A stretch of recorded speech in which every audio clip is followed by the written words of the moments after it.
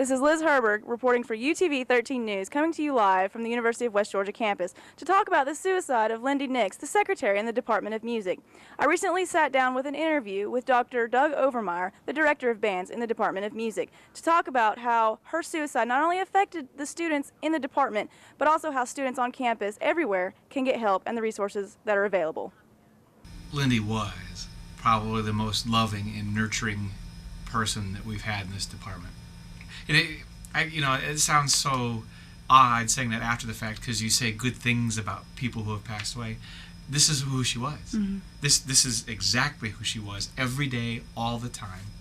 She was a middle school art teacher, and you'd be amazed at the number of students that are just devastated from knowing that their former teacher has passed on.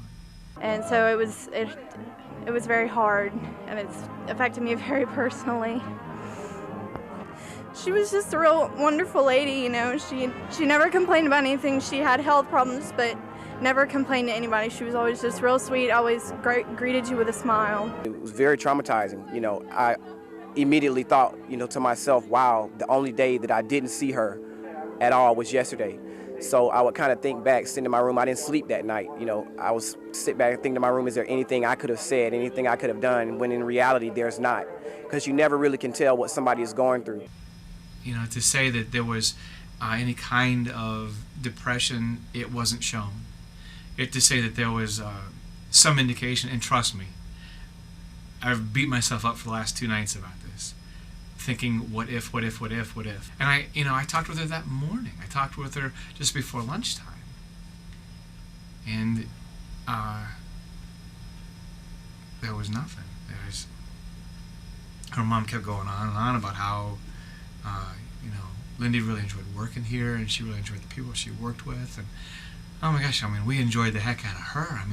Lynde was the reason why a lot of us were really carrying on, because things get tough around here. So I say this from a layman's viewpoint and from my life experiences, that it's usually the people that quit talking about it that are the most dangerous. If you notice somebody's acting different, they're not eating anymore, or they're eating more, they're not sleeping well, or they're sleeping more. When they start to change, these are all symptoms of something else. And let them know that, you're watching, you care about them, and that, there's a little part of you invested in them too. Melanie McClellan's office, she's our Vice President for Student Affairs.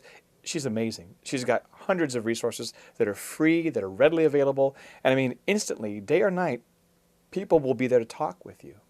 If you get a chance to, there's the Student Counseling Center. They're amazing. We've met the counselors this week. There's folks from Tanner.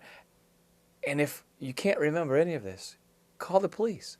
They're also able to get in touch with these people. And, don't call the police and feel like you're guilty of something. Call them, because they are really here to help.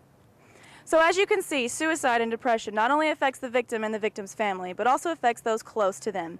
There are resources available on campus, like the Health Center, Student Development Center, even your professors that are more than willing to talk.